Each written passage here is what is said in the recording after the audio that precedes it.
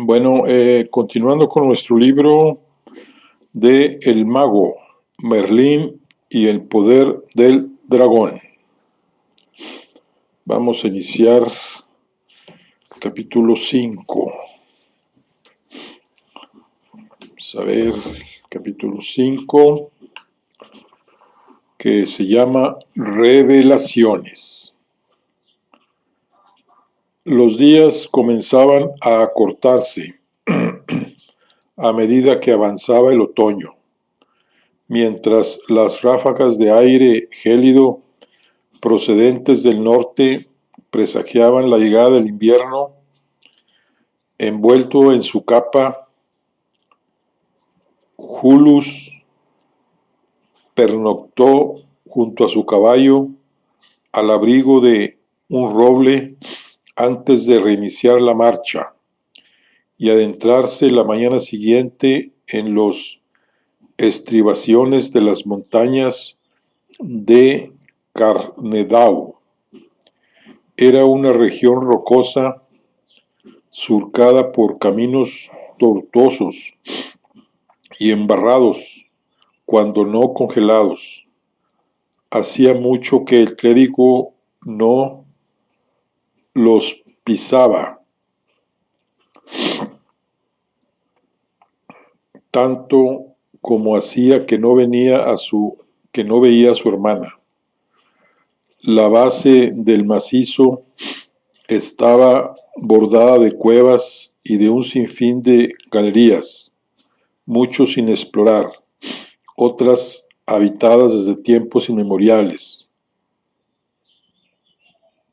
Era ahí a donde Julius se dirigía sobre su montura. ¿Sabéis dónde os adentráis, monseñor? ¿O habéis extraviado vuestro camino?, le dijo uno de los pocos lugareños con los que se cruzó en aquel territorio escabroso, un muchacho que llevaba un rastrillo al hombro cuando lo vio tomar la senda que conducía hacia las cuevas. El clérigo asintió por toda respuesta y continuó avanzando al trote. «Que Dios os guarde», gritó el muchacho a su espalda antes de proseguir su camino. A medida que se adentraba en el macizo, el aire se tornó más frío a la sombra de los picos descarnados. El repiqueteo de los cascos producía una reverberación seca entre las paredes de roca. Muy pronto el viajero se percató de que lo observaban, al principio discretamente. Después, cuando las cavernas empezaban a ser visibles a su frente, varias figuras envueltas en harapos emergieron por los márgenes de la senda, como surgidas de la nada, para contemplarlo pasar en silencio.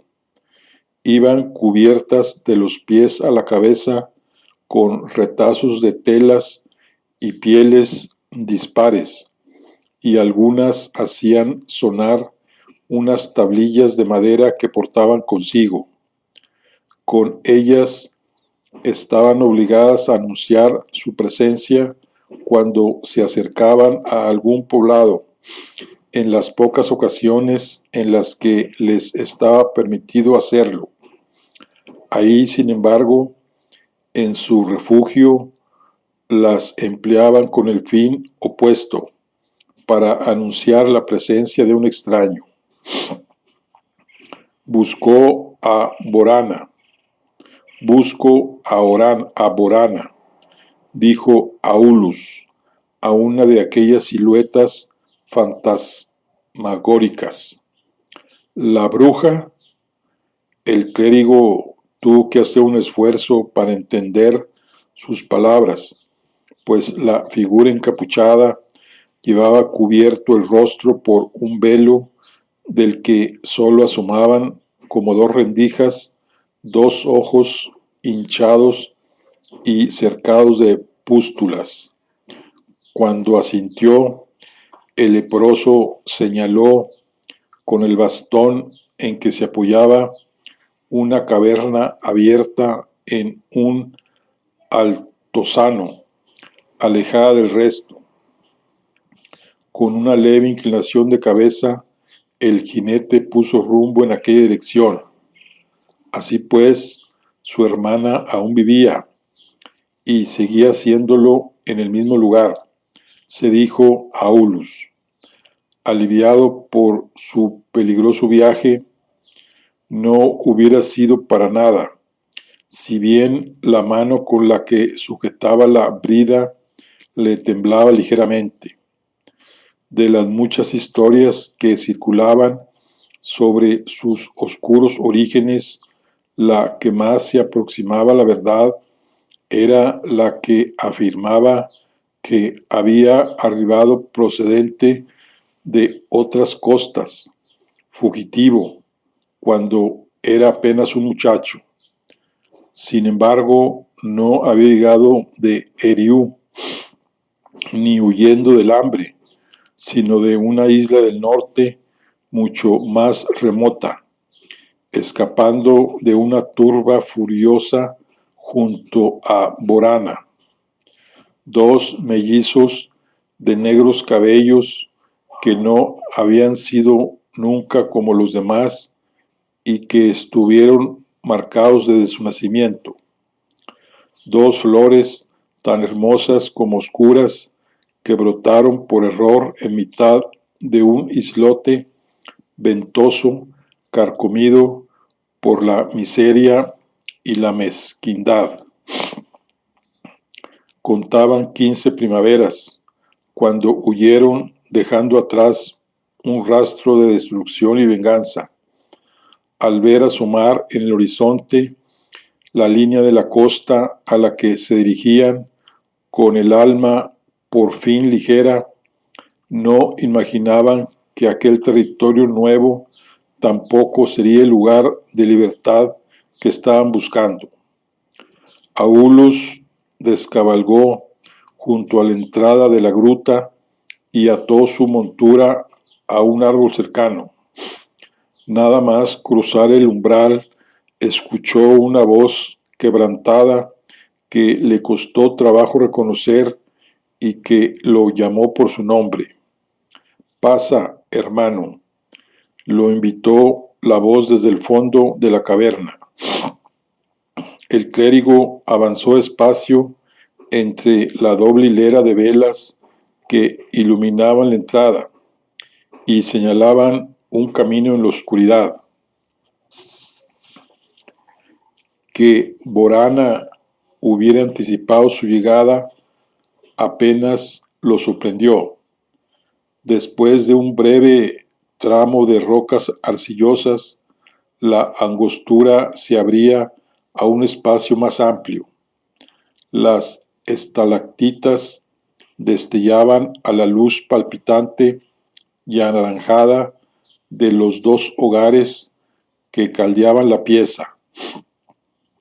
Un catre de paja dispuesto sobre una tabla elevada, una tosca mesa de madera, dos taburetes y varias repisas saturadas de frascos constituían todo el mobiliario que se insinuaba a la luz del fuego. La atmósfera está impregnada de un olor fétido que obligó a Aulus a acercarse un paño a la nariz. Un bulto se movió en la oscuridad y se aproximó trabajosamente hacia el frente de la galería, arrastrando los pies. Perfilada por el rojo amarillento de las llamas, Aulus pudo contemplar la maltrecha figura de Borana, envuelta en andrajos como el resto de los pobladores de aquel infierno en la tierra. También ella se cubría con telas la cabeza y el rostro, de modo que solo era visible los ojos. Uno de ellos, el derecho, estaba velado por una película blanca. El otro había comenzado a velarse. Ha pasado mucho tiempo, dijo ella. El clérigo sintió una punzada y tragó saliva. No hallaba las palabras adecuadas para hablarle. Su hermana se daba perfecta cuenta de su desconcierto.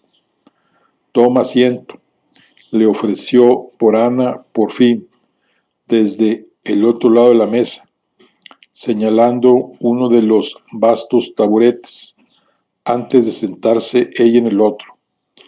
Y ahórrate las formalidades, te lo ruego. Doy por supuesto que vienes para consultarme acerca de tu torre. ¿No es así? Aulus se revolvió en su asiento. ¿Qué sabes sobre eso?, preguntó. Borana pareció divertida. No era preciso ser adivina para suponer el motivo de la visita de su hermano. Nadie habla de otra cosa en la región. Hasta los malditos aquí confinados hemos tenido noticia de ese majadero que se ha llamado a sí mismo Rey de Gales y su extravagante empresa. Así pues, decidiste unir tu destino al de ese hombre. ¿Por qué? Los designios son claros, respondió Aulus. Está llamado a forjar un nuevo imperio, un poder que irradiará desde una nueva fortaleza inexpugnable. Las estrellas señalaban claramente el lugar, pero la torre se derrumba una y otra vez de manera incomprensible. No importa cuán soldados no importa cuán sólidos sean sus cimientos. No logro desentrañar por qué. Los designios nunca son claros, hermano, dijo Borana, corrigiéndolo. Solo existen nuestras interpretaciones y nosotros podemos marrar. Los dioses juegan con nuestra voluntad tanto como nos ilumina. Hubo un tiempo en que intenté prevenirte contra la soberbia. Los ojos enfermos de Borana parecieron entristecerse bajo su velo, y la hechicera hizo una pausa antes de continuar. No logras desentrañar por qué, dices, pero alberga sospechas. Por eso estás aquí. Aulus asintió, y luego, atribulado, reveló todo lo que guardaba en su pecho. Los hijos de Constance reúnen un gran ejército al otro lado del mar. Solo cuando extirpe ese simiente podrá Vortiger comenzar a forjar su gran reino. Con todo, no es eso lo que más me preocupa, pues siempre he sabido que así iba a ser. Hay algo más, un poder desconocido que interfiere en el mío. Puedo percibir cómo crece, puedo percibir su naturaleza profunda. Las gentes hablan de un muchacho que obra prodigios, un huérfano que habita en el bosque. Lo llaman el hijo del diablo.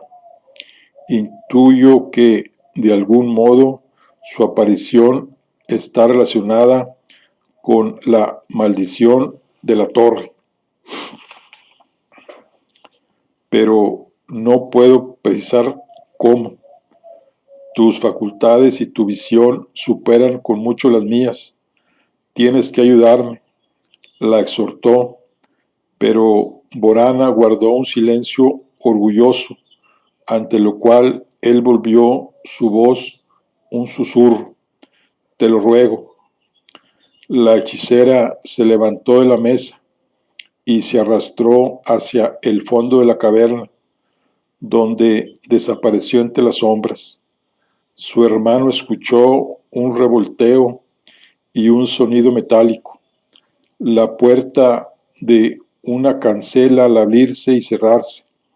Al poco rato, Borana regresó portando un hermoso ganso blanco, cogido del cuello en una mano y un gran cuchillo en la otra, cuyo filo brilló siniestramente a la luz de la lumbre. Sin medir palabra, decapitó al ganso de un tajo preciso y lo desangró sobre el fuego. Durante largo rato estuvo contemplando las formas que las llamas adoptaban al contacto con la sangre del ave, y su semblante se tornó circunspecto bajo los paños raídos. Murmuró algo que su hermano no pudo comprender. Después, con mano igualmente experta en una operación ejecutada cientos de veces, despanzurró al animal y le extrajo el hígado. Luego procedió a partirlo meticulosamente en dos y a observarlo con detenimiento. Aulus sabía que las 16 partes de las vísceras se correspondían con las otras tantas en las que los antiguos dividían la bóveda celeste, y que su disposición revelaba mucho a quien supiera leerlas. De repente, Borana gritó y retrocedió un instante espantada. ¿Qué sucede? ¿Qué has visto?, dijo él, poniéndose en pie. El poder del dragón, musitó ella. Los hermanos se miraron.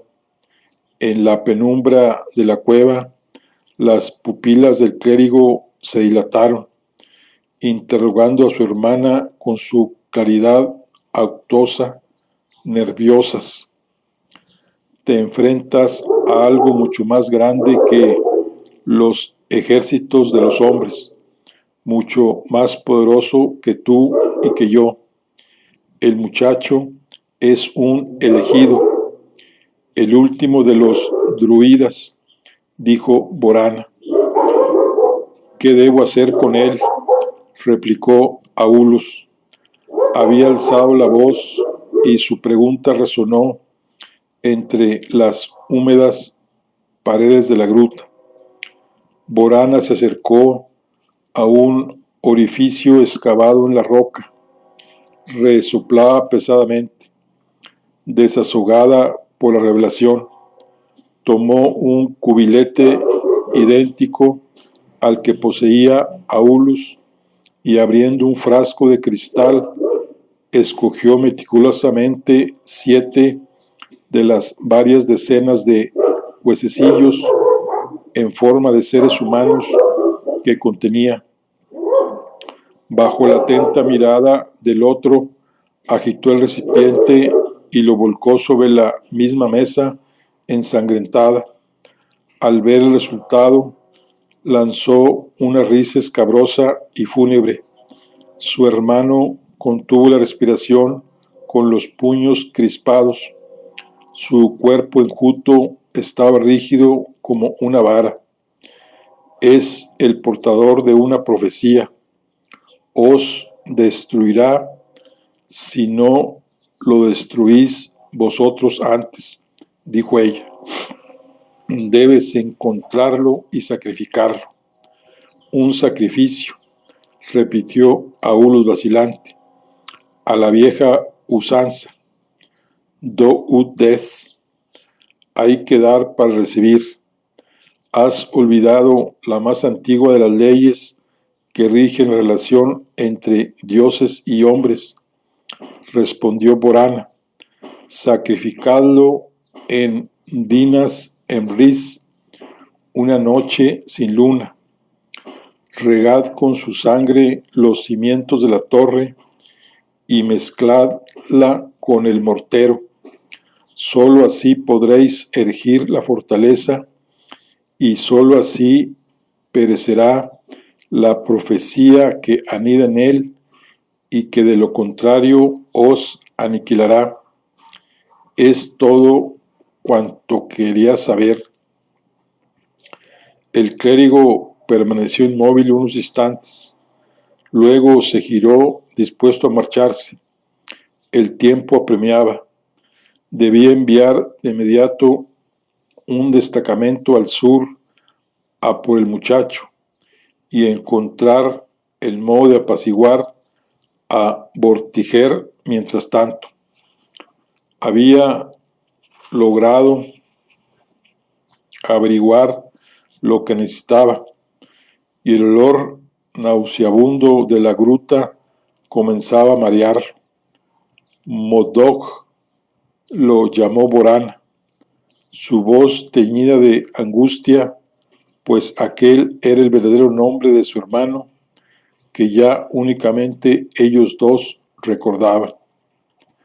Él se volvió y la vio arrastrarse con dificultad tras él, portando el cuchillo ensangrentado en la mano. Antes de irte, haz lo que debiste hacer hace mucho tiempo, dijo, ofreciéndole el mango del arma. Te lo ruego. Receloso, Aulus retrocedió varios pasos. No puedo añadir un pecado más al pecado que ya cometimos, imploró ella. No puedo cegar otra vida con mi propia mano o me condenaré toda la eternidad. Hazlo. Pon fin a mi suplicio. La hechicera se retiró bruscamente.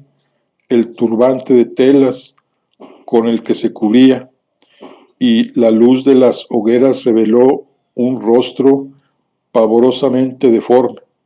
La lepra había devorado casi por entero los cartílagos de la nariz y de las orejas. Los ojos velados sobresalían entre una masa de bultos y pústulas. Sus remedios de hechicera nada habían podido contra la terrible enfermedad. Al verla, su hermano gimió y se tapó la cara con las manos. Luego se giró de nuevo y echó a correr hacia la salida, trastabillando y a cada poco al pisarse la cogulla.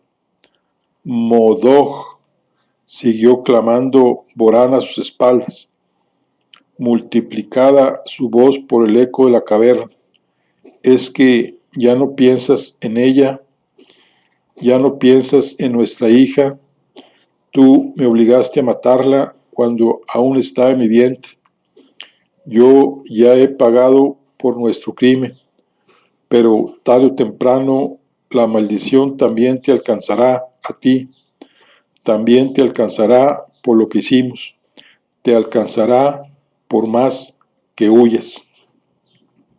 Fuera, el clérigo se abalanzó sobre su montura y la azuzó con furia.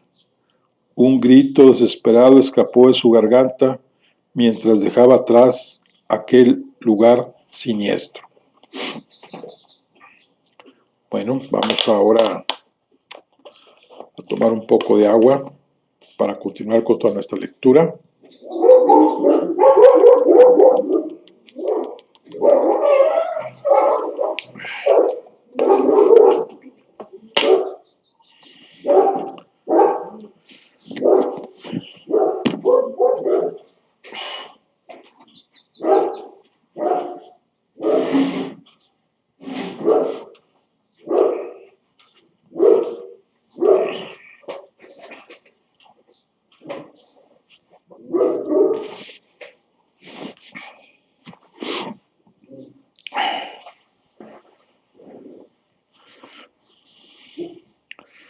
El rocío de la mañana aún no se había disuelto del todo. cuando Merlín salió de la cabaña portando un cubo y un zurrón de cuero y avanzó hacia el riachuelo. No olvides los arándanos, se escuchó que decía la voz del mago Malwin entre las copas de los árboles, procedente del piso superior de la cabaña. El muchacho dejó el recipiente en la orilla con la intención de llenarlo a su regreso y cruzó el regato saltando de piedra en piedra antes de internarse en el bosque. Tenía instrucciones precisas de recolectar varias plantas y frutas, pero antes quería comprobar también un par de trampas que había confeccionado él mismo. Lo había hecho en secreto, pues los druidas se alimentaban muy poco con carne y eran reacios a dañar cualquier criatura viva, pero el apetito del muchacho era mucho más voraz que el del viejo Malwin, y su curiosidad por cualquier ingenio técnico poco menos que insaciable. Con todo, la humedad de aquellos días otoñales había traído consigo otras sorpresas y la excitable atención del joven. Merlín fue captada primero por la gran cantidad de setas que habían aflorado en el sotobosque, un auténtico festival de boletus, níscalos y setas de San Jorge que el aventajado aprendiz distinguió de inmediato. Había comenzado a llenar con fruición el zurrón de carnosos hongos cuando un leve ruido a sus espaldas lo hizo volverse. Lo que vio lo llenó de asombro.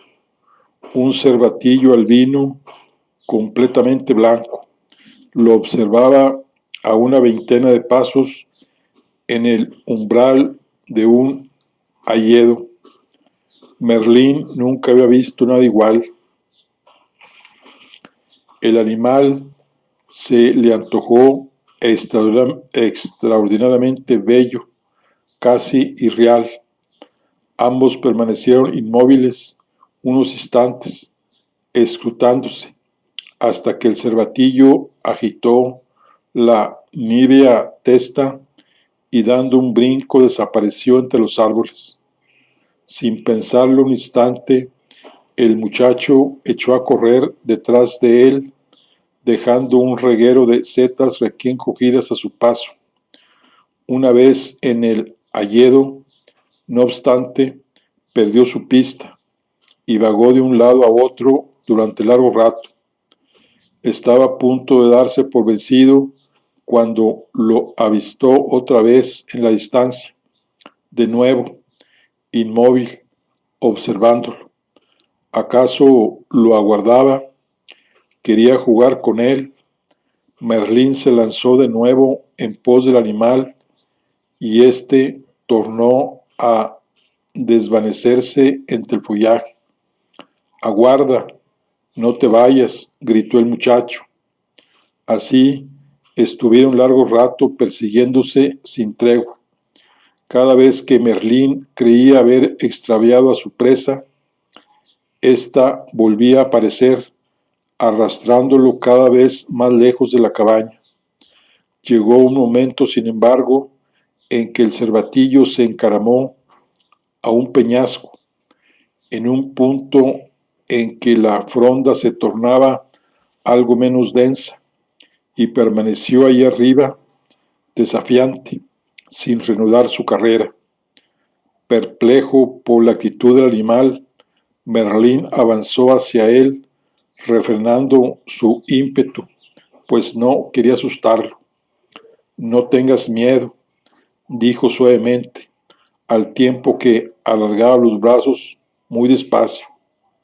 Le parecía que si lograba aproximarse un poco más, podría encaramarse de un salto al promontorio y atraparlo antes de que pudiera escapar de nuevo, pues el cervatillo estaba extrañamente quieto, como si quisiera decirle algo. El muchacho se disponía ya a abalanzarse sobre el pequeño podio natural desde el que el animal seguía observándolo, cuando de súbito sintió que el suelo cedía bajo sus pies y que su cuerpo se hundía. La tupida hojarasca ocultaba un pozo por el que se precipitó profiriendo un grito. Durante un lapso que le pareció eterno, rodó por el empinadísimo talud hasta que dio con sus huesos en el fondo. Dolorido y confuso, trató de ponerse en pie y de orientarse. Al alzar la vista, calibró con espanto la altura desde la que había caído, pues la abertura por la que se había desplomado era tan solo una pequeña rendija de luz allá en lo alto. Solo la amortiguación de la gran cantidad de hojas secas acumuladas ahí abajo había impedido que se descalabrara. La tierra se lo había tragado literalmente.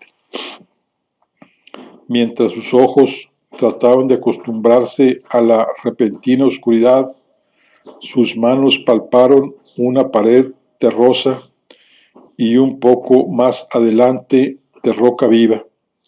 Poco a poco, a medida que sus pupilas se adaptaban a la penumbra, pudo discernir que se encontraba en una gran caverna, una galería subterránea, fría y húmeda, cuya bóveda superior había atravesado. Comprobó también que el talud por el que se había deslizado era casi vertical. Escalarlo resultaba del todo imposible. Comprendió, por tanto, que debía buscar otra salida y trató de serenarse. Con un poco de suerte podía regresar antes de que el maestro se intranquilizara. Hacia su derecha, las espesas sombras parecían aclararse un poco, y Merlín coligió que debía de haber otra fuente de luz en aquella dirección, probablemente otra salida. Aguzando el oído, distinguió también un rumor lejano y un sonido rítmico y cristalino, como un goteo. Agua, se dijo. Al menos no moriría de sed si verdaderamente habría quedado atrapado. A tientas, apoyándose siempre en la pared de roca, avanzó despacio en la dirección en la que procedía el tenue resplandor. Con sorpresa, percibió que el aire parecía entibiarse a medida que progresaba en las tinieblas. ¿De dónde venía aquel calor? Cuando había dado varias decenas de pasos y empezaba a dar los siguientes con más confianza, topó con una nueva pendiente que descendía y resbaló, deslizándose por lo que parecía otro túnel abierto en la roca que lo condujo a un nivel aún más profundo. Cuando se puso en pie de nuevo, el grito que había proferido al perder el equilibrio seguía resonando en el laberinto de galerías. A pesar de la profundidad, aquella caverna parecía aún más vasta que la anterior y estaba tenuamente iluminada por un débil haz cenital. Merlín descubrió el origen del rumor que había escuchado antes. Un curso subterráneo de agua que había horadado durante milenios las entrañas de la montaña y que en aquel punto formaba una gran laguna interior. Sobre la superficie de las aguas oscuras flotaba una nube de vapor. De manera harto extraña, el lago también parecía emitir luz. El muchacho se acercó a la orilla y, llevado por un impulso, introdujo la mano en el agua, pero la sacó apresuradamente. Estaba caliente. Nada más retirar la mano, se escuchó un agudo chillido y un gran revuelo. Una masa negra e informe, más oscura que la propia oscuridad, descendió desde lo alto de la gruta y la atravesó de flanco, a pocos palmos de su cabeza. Merlín gritó de nuevo, asustado, y se cubrió como pudo hasta que el estrépito remitió. Al bajar de nuevo los brazos, pudo distinguir un par de murciélagos rezagados que revoloteaban en pos del resto. Son solo murciélagos, repitió en alto para tranquilizarse a sí mismo. Superado el sobresalto, volvió a fijarse en la laguna. Había algo en ella que resultaba magnético. Las aguas que la nutrían debían brotar de lo más profundo de la tierra para conservar aquel calor. Un soplo de aire de origen imposible de determinar disipó momentáneamente la bruma que cubría la balsa como un sudario, que se retiró hacia los extremos en sombra, revelando la superficie cristalina. Hecho ya a la penumbra, Merlín descubrió entonces que el tenue resplandor que emitían las aguas procedía en realidad de dos pequeños surcos luminosos que brillaban a poca profundidad. Ante su sorpresa, estos comenzaron a desplazarse muy lentamente hacia la orilla, hacia el punto en que se encontraba él, arrastrando consigo una gran masa submarina que hizo oscilar perceptiblemente el nivel del agua. Los destellos se detuvieron a pocos pasos. El muchacho, que se había acuclillado junto a la orilla, se puso de pie, pero no retrocedió. Algo en él había desterrado el miedo. Era su curiosidad insaciable, y también algo más. Fuera lo que se ocultaba en la laguna, pensó, venía con la intención de interpretarlo, y lo hacía de un modo no muy diferente a como el cervatillo albino lo había incitado a perseguirlo, arrastrándolo hasta ahí. Por alguna razón, el calor se hizo más sofocante, y una columna de burbujas ascendió hasta la superficie, procedente de un lugar invisible entre ambas rendijas luminosas.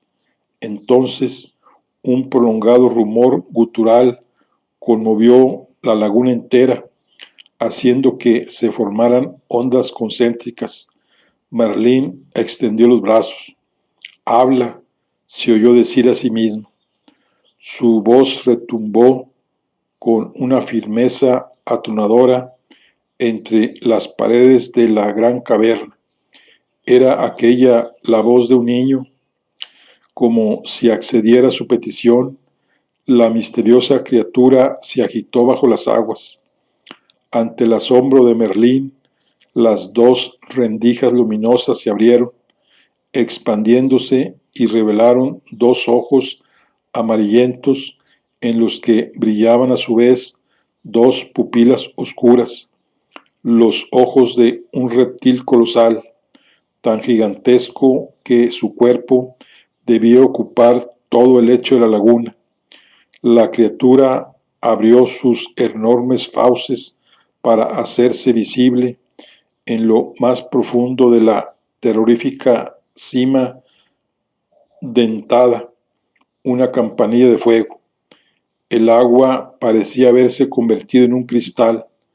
Merlín percibió el calor de aquella llama y supo que Era un fuego tan antiguo como el propio mundo. Era el fuego que, de algún modo, había sentido arder en él desde que tenía conciencia, que se manifestaba en su capacidad innata para transformar la realidad, manipular lo existente, engendrar lo inconcebible. Habla, repitió aún con más fuerza, sus brazos extendidos.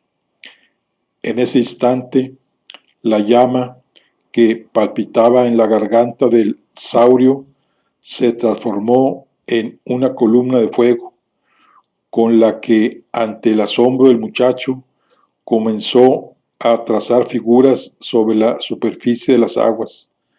No más éstas cobraron forma, el dragón parecía imbuirlas de vida propia con su ígneo aliento, de modo que adquirían altura y profundidad, desplegándose ante los ojos de Merlín como si éste pudiera tocarlas. Arrastrado por la visión, el visitante contempló sorprendido cómo el torbellino de fuego y vapores se transformaban primero en un paisaje extraño, un valle escabroso, rodeado de montañas, en cuyo mismo centro ascendía un alto risco sobre el que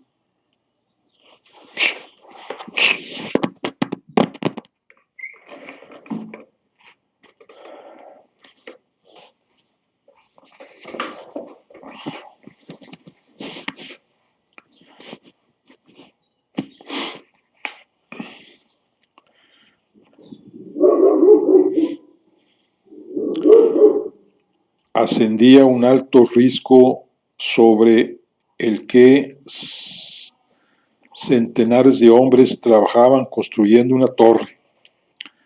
De súbito el muchacho se sintió ascender hasta la cima misma de la torre, desde la que un hombre entrado en años, de aspecto fiero y anchas espaldas, contemplaba el oriente con gesto circunspecto. Era Vortiger, el rey de Gales y regente de Logres. Por todas partes corrían los rumores de la gran torre que el hombre más poderoso de la isla construía en el norte. Merlín había escuchado hablar de ello cuando se entremezclaban discretamente en los mercados con las gentes de las aldeas de la región. No tuvo tiempo de escrutar el rostro de aquella figura. Sin solución de continuidad, la torre se vino abajo y él cayó con ella, precipitándose al vacío. Atravesó el suelo en su caída y siguió descendiendo tierra adentro, bajo los cimientos de la fortaleza, hasta llegar a una galería subterránea inundada parcialmente de agua. Ahí, bajo dos colosales piedras, dormitaban dos dragones, uno blanco y otro aún más imponente, rojo, como si su repentina presencia los hubiera alertado. Ambas bestias abrieron sus ojos ciegos y, desplegando las alas, se arrojaron una en pos de otra, acometiéndose con tanta hazaña que Merlín, aterrado, no pudo evitar dejar escapar un grito. Por momentos parecía que las bestias tenían jinetes y que eran el hombre de la torre quien cabalgaba a lomos del dragón encarnado, mientras que dos jóvenes que compartían facciones similares azuzaban al dragón albo portando el estandarte de la casa de Constancia.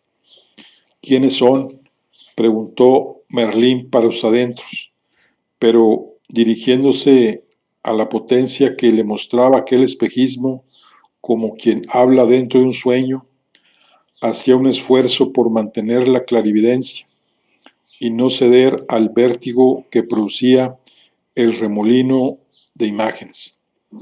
Su pregunta no obtuvo respuesta.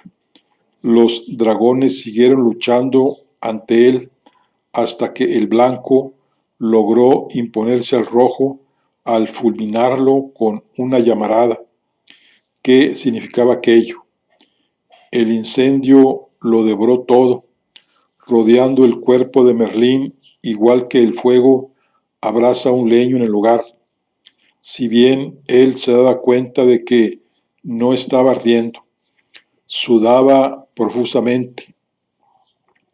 Sus pupilas, cada vez más dilatadas, sin saber si continuaba en la cueva ante un saurio colosal o verdaderamente su cuerpo había viajado a aquellos lugares y tiempos tan vívidamente se sentía presente en ellos. Sobre el fuego emergió un vasto campo de batalla en el que centenares de guerreros chocaban estrepitosamente y se daban implacables muerte, mientras por encima los dos hermanos vencedores del combate entre dragones ascendían uno detrás de otro a un trono que las llamas envolvían, uno detrás de otro. Sin embargo, ambos cayeron también devorados por el mismo fragor sobre el que habían intentado en vano imperar en mitad de una tierra devastada por la guerra condenada. Las visiones eran tan espeluznantes que Merlín no podía soportarlas. Sintió deseos de cerrar los ojos o taparse el rostro con las manos, pero no podía. ¿Por qué le era dado contemplar todo aquel horror? ¿Quiénes eran aquellos tres reyes malogrados?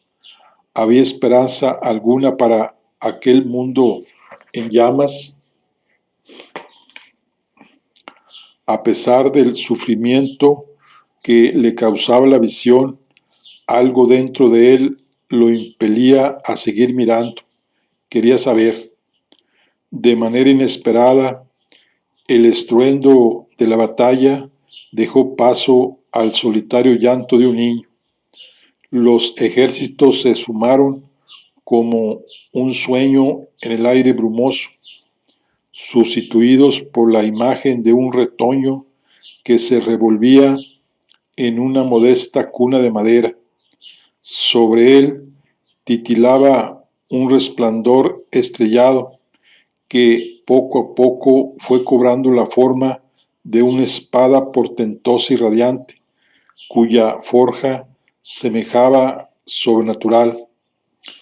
Al asir el puño de la espada, el retoño se fue transformando en muchacho y luego en un hombre adulto, sin dejar de sostener la espada en alto, cada vez más alto, de modo que conforme crecía y su figura se agigantaba, su sombra protectora y coronada se proyectaba sobre la entera extensión de la tierra devastada, donde hasta entonces se habían enfrentado los hombres, haciendo germinar de nuevo el suelo y trayendo la paz consigo. Aquella visión faustosa contrastaba con la violencia y el caos del que había brotado. Aquel último rey, el cuarto de una serie desgraciada, era por fin el que portaba la semilla de la esperanza. La frente del joven Merlín ardía. Sentía que todo giraba a su alrededor. Un pacificador, se dijo, un cuarto rey. Pero, ¿quién es? ¿Cómo se le podrá reconocer? ¿Quién preparará su llegada? ¿Cómo será anunciada? Tan pronto formuló estos pensamientos, la tierra en flor se desvaneció junto a las otras, y en su lugar solo quedó la imagen danzarina del propio Merlín, suavemente deformada por el vaivén de las aguas de la laguna. Él, solo él, esa era la respuesta. Volví a estar en la cueva. El corazón le dio un vuelco. Sintió que las piernas le flaqueaban. Cayó de rodillas mientras veía su propia imagen desvaneciéndose poco a poco hasta desaparecer del todo. El dragón cargaba sobre sus espaldas una tarea descomunal, una tarea que se le antojaba imposible, de un peso tan formidable que le impedía mantenerse en pie. Entonces se fijó en que el saurio había desaparecido y que él, tumbado en la orilla, completamente exhausto, contemplaba su propio reflejo en la laguna.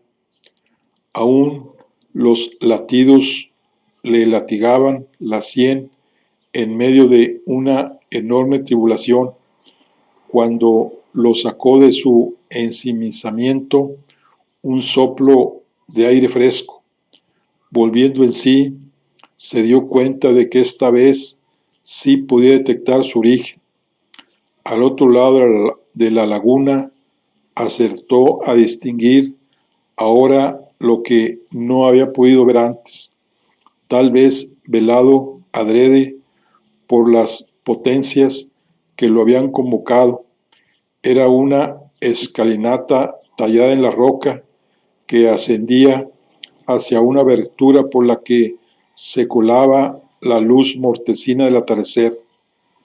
Por aquella boca abierta en la piedra, una ráfaga de aire fresco portaba el olor del bosque consigo. Todavía confuso, Merlín se incorporó y, forzándose a caminar con la mayor ligereza, se apresuró hacia la salida.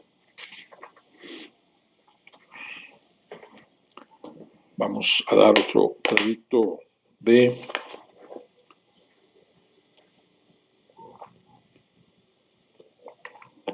agua.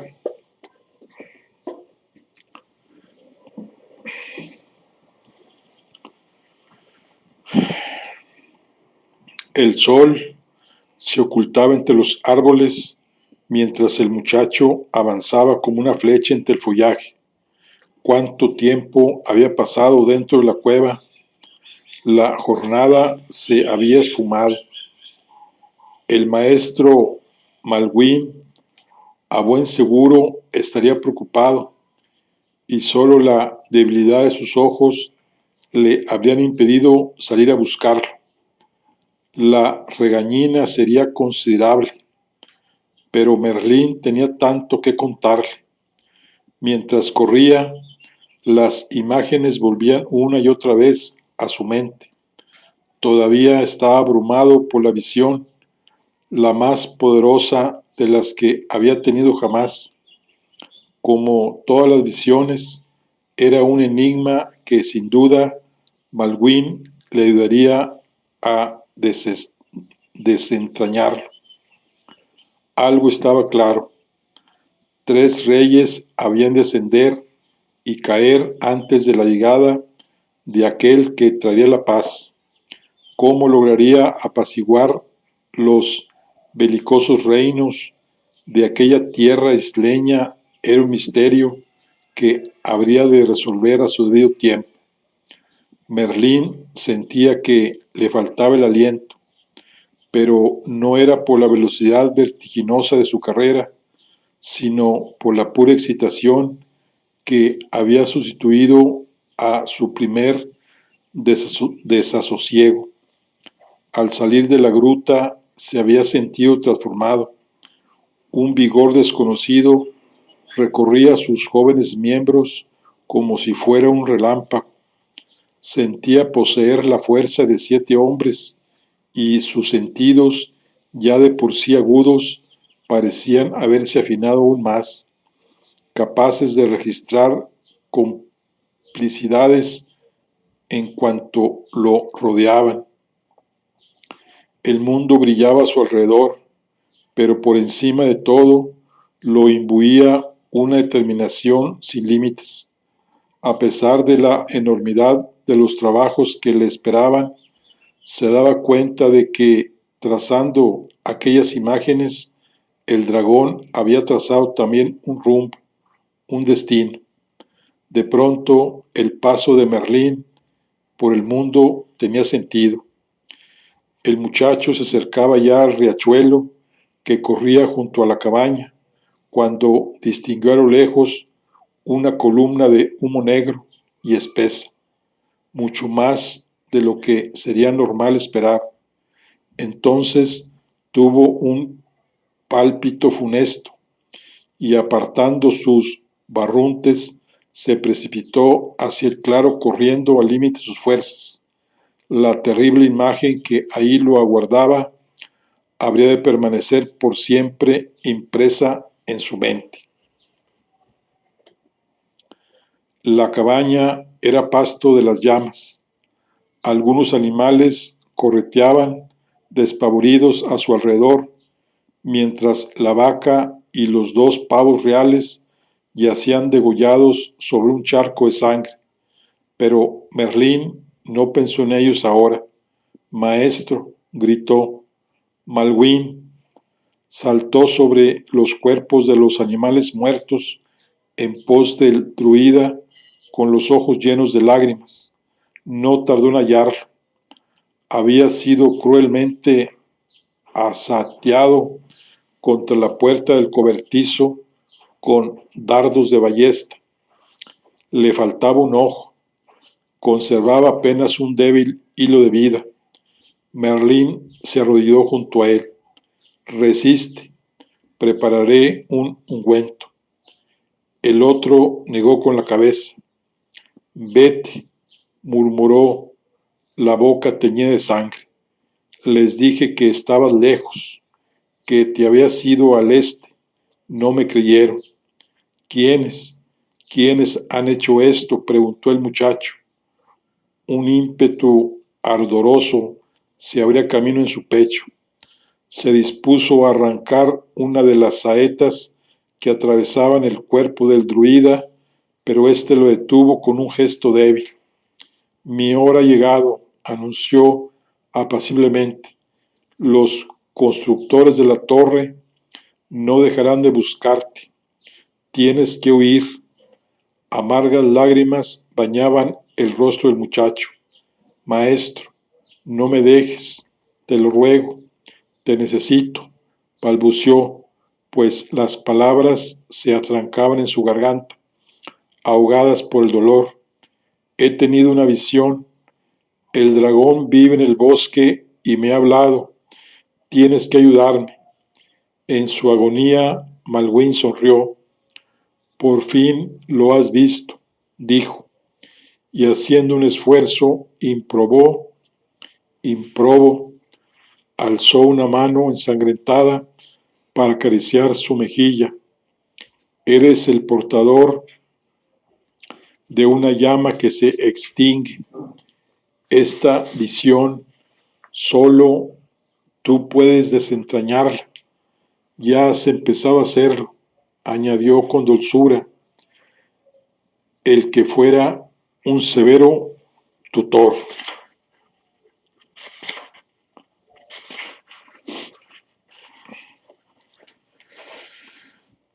Merlín apoyó su mano sobre la de su maestro, apretándola contra su mejilla, y asintió por toda respuesta. Un sentimiento de profunda soledad se empezaba a abrir camino desde lo más profundo de sus entrañas, un sentimiento que ya no lo abandonaría jamás. «Ya estás preparado», murmuró Malwin con su último aliento. «Nunca conocí a nadie tan preparado, mi buen Merlín». El muchacho sintió que la mano que sostenía en las suyas se quedaba sin fuerza, y el ojo incólume de su maestro se vació de expresión. Entonces le golpeó claramente la conciencia de que en aquel instante, con el suspiro postrero de su maestro, acababa de convertirse en el último druida. Sin poder contenerse, lloró desconsoladamente. Fue la última vez que lloró en su vida. Ya se disponía a cerrar el párpado del cadáver cuando oyó al otro lado de la estancia un breve crujido de madera que le era muy familiar, el que emitía la vieja puerta. Aunque se volvió al instante, solo tuvo tiempo de oír el chasquido de una cuerda, seguido en un parpadeo por un silbido que atravesó la sala sonando cada vez más fuerte. De modo instintivo, como quien adelanta las manos cuando ve que se va hacia el suelo, Merlín interpuso ambos brazos al frente con las palmas bien abiertas. Se produjo un estallido que sacudió el aire hacia los lados. Delante de él, a punto de tocarle la mano con la punta, el dardo de una ballesta se hallaba suspendido sobre el suelo y giraba muy despacio sobre sí mismo, mientras penetraba lentamente, en virtud de la inercia que traía consigo, a través de un muro de aire que fluía constantemente en dirección contraria. Con el ceño fruncido, el joven Merlín forzaba físicamente sus adentros, su estómago, su respiración, su cabeza, para mantener la integridad de su hechizo. Sin embargo, la fuerza que podía poner no era suficiente, pues el dardo seguía avanzando a través del aire. Empezaba a rozar la piel y a hacerle sentir un aguijonazo. Por mucho que Merlín empujaba hacia atrás, el dardo seguía su camino. La piel se le desgarraba, la punta comenzaba a lacerar la carne. La primera gota de sangre estalló en el suelo. Merlín escuchó que detrás de la puerta su atacante trasteaba con su ballesta. Seguramente intentaba cargarla de nuevo. Él no podía contener otro de aquellos pesados dardos. Detuvo el hechizo en el mismo instante en que se echó al suelo. En cuanto el proyectil estuvo libre, siguió su camino y se clavó en la pared. En el exterior, el ballestero había recargado y alzaba el arma de nuevo. No pudo disparar porque la puerta estalló hacia afuera, reventando los goznes, impulsada por una fuerza poderosa que escupía desde adentro. La madera se lo llevó por delante y lo tumbó al suelo. Merlín salió como una exhalación y se lanzó sobre el cuerpo caído del ballestero. Con terror vio que el mago le arrancaba el casco y lo tiraba lejos. Merlín tenía el semblante trastornado, deshecho por la furia, los ojos inyectados en sangre, los dientes apretados en la misma expresión de un animal salvaje.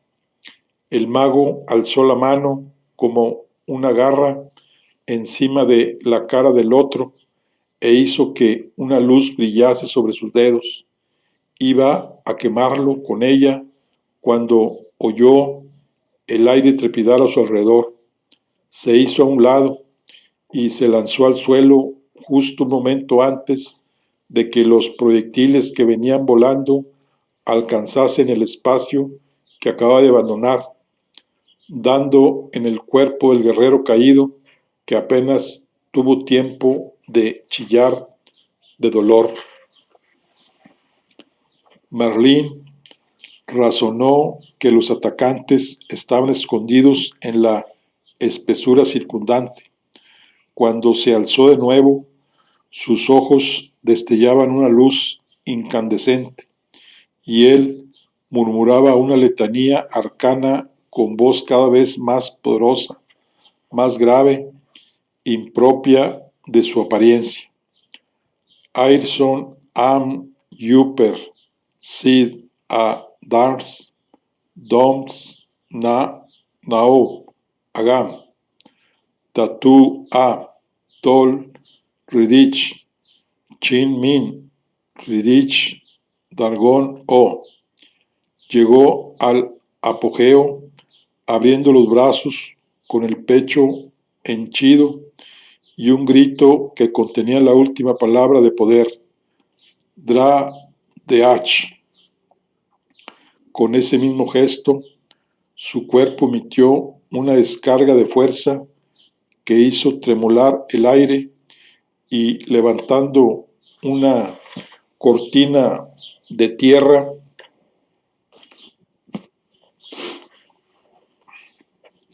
se expandió a su alrededor, sacudiendo los árboles y agitando el sotobosque. Vio que los hombres que le habían disparado, que habían estado ocultos sobre los arbustos, salían volando por los aires, empujados hacia atrás por la andanada. Cuando todo acabó y se disipó la onda expansiva, el joven hechicero se tambaleaba, pálido y sudado. Se sentía enormemente fatigado por el soberbio trabajo. Aún así, pudo escuchar los quejidos de sus atacantes en el bosque. Algunos ya se levantaban del suelo y sus pasos se alejaban. Estaban huyendo. Con un profundo suspiro, Merlín reunió de nuevo todo su brío para ir tras ellos.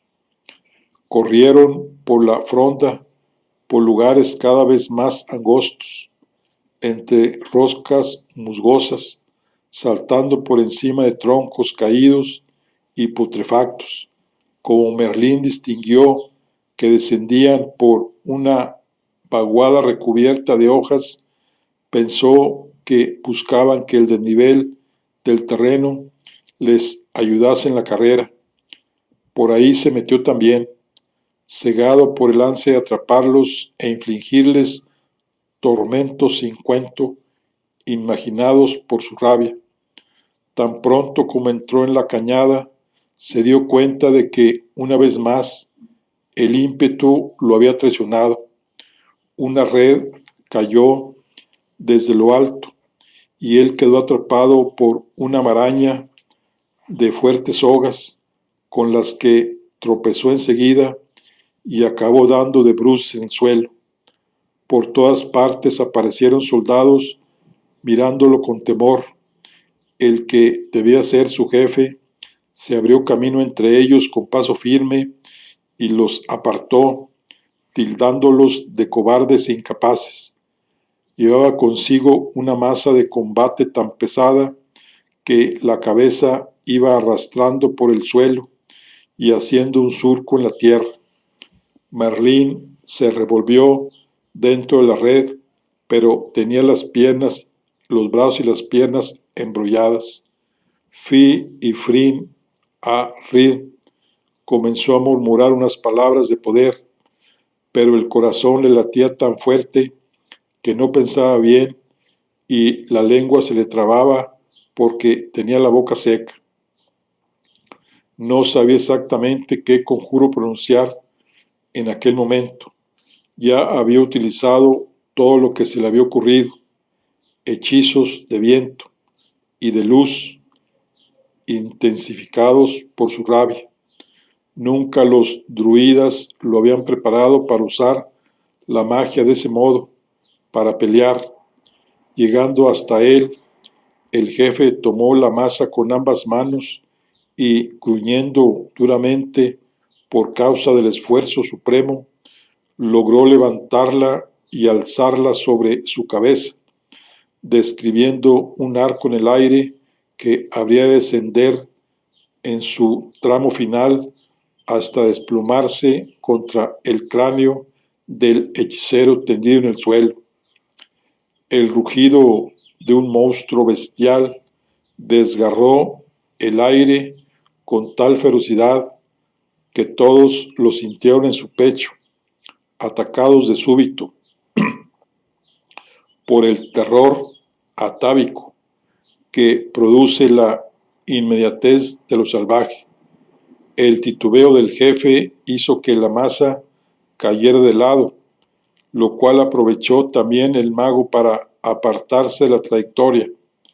El follaje se abrió con una explosión de hojas cuando una enorme sombra gris saltó desde la espesura y embistió a los soldados. El lobo huargo, Lug, lanzó dentelladas y desgarró con las arpas todo cuando se movía. La sangre salpicaba las piedras circundantes y moteaba el verde de las hojas. Aquí voló una cabeza arrancada por un golpe de sus garras. Allá se desparramó un cuerpo partido en dos por una dentellada. Los cuerpos salían despedidos, chocaban contra las rocas entre estallidos sangrientos, quedaban desmembrados. Los hombres gritaban de terror, intentando escapar. No lo consiguió ninguno. El huargo acabó con cada uno de ellos en el mismo tiempo que tardó en recorrer la cañada de uno a otro extremo. Cuando hubo acabado, se hizo el silencio en todo el bosque. Incluso los pájaros habían enmudecido. El lugar era un baño de sangre, el infierno en la tierra. Lu resoplaba, intentando recuperar el aliento. La boca y las patas empapadas de espeso rojo. Tenía el lomo erizado de dardos que le habían causado horribles laceraciones. Al parecer, después de atacarlo, los soldados lo habían dado por muerto demasiado alegremente. Alzó los ojos amarillos hacia Merlín, que lo contemplaba prendido en la red. El muchacho que había vivido con él desde que éste era un cachorro y lo había tratado con la familiaridad de un amigo, contenía el aliento, temiendo que en su abandono al salvajismo el animal no lo reconociera. Pero era un temor vano. Por supuesto que lo reconocía. Una vez que se hubo recuperado, el lobo huargo elevó el morro y lanzó a las alturas un melancólico aullido. Entonces comprendió Merlín que, como él, Luke sabía que su vida había cambiado en aquella jornada, que su mundo se había desmoronado y que ya no volvería a ser como antes. Después de lanzarle una última mirada preñada de tristeza, el lobo le dio la espalda y salió corriendo hasta perderse en el boscaje. Bueno, vamos a dar otro trago de agua, ya para concluir nuestra charla del día de hoy. De las historias.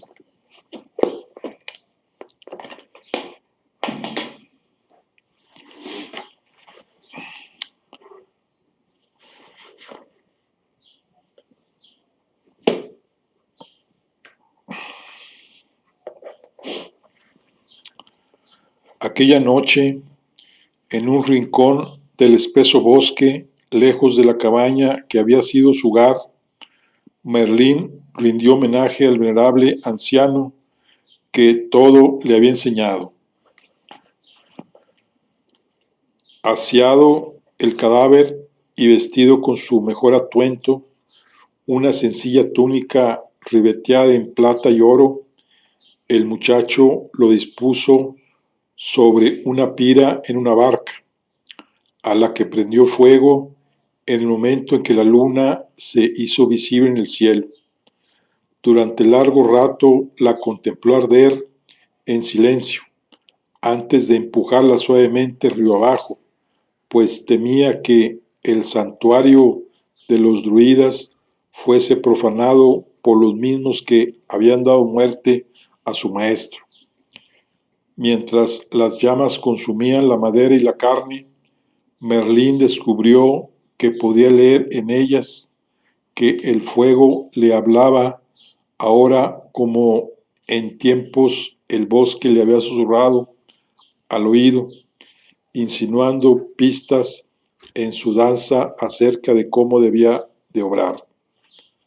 Sobre su cabeza brillaban las estrellas, con su guiño cómplice, y entrada ya la noche, los lobos y las bestias del bosque alzaron sus aullidos hacia ellas, uniéndose en su dolor al del joven mago, fieros pero sumisos, aullando como habían aullado en la noche señalada en la que el hijo del bosque había venido al mundo tiempo atrás.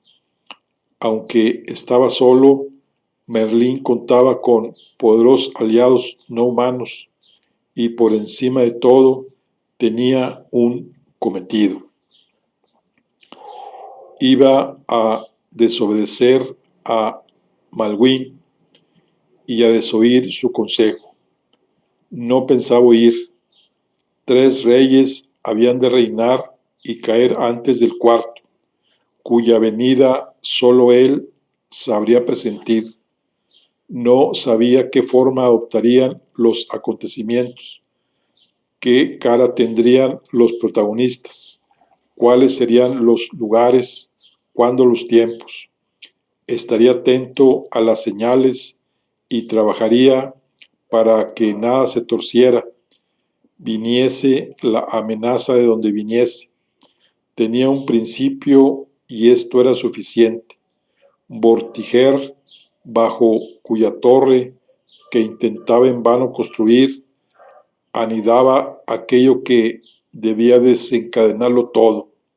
Solo Merlín sabía de la existencia de las criaturas que la hacían tambalearse, y tal vez él fuera el único que pudiera liberarlas. ¿Cómo hacerlo? Lo ignoraba, pero la decisión estaba tomada. Vortiger, el primer rey, había de caer. Al día siguiente, antes de que saliera el sol, el muchacho se echó al hombro un hatillo y abandonó el único hogar que había conocido. Saliendo a los caminos, dejó atrás la floresta que lo vio nacer y crecer, para poner rumbo al norte y a su destino. No temía adentrarse en la guarida del lobo, pues había salido incólume de la del dragón y su poder lo protegía. Una intuición le revoloteaba por la cabeza. El dragón no vivía en el bosque. El dragón era el bosque. Y los dioses antiguos no habían desaparecido, sino que habitaban en su aliento. Habría de estudiar si tal cosa era posible y qué significado podía tener, si el Dios que se pretendía único no había podido extinguir a los viejos dioses. Tal vez había suficiente espacio para todos en el mundo. ¿Podría aquel rey pacificador que había de venir ser tan poderoso que trajera la paz también a las potencias del cielo? Merlín suspiró, contemplando el amplio horizonte a sus pies. Había mucho que hacer. Por suerte, aún era joven. La verdadera historia de su vida comenzaba en aquel preciso instante. Finch.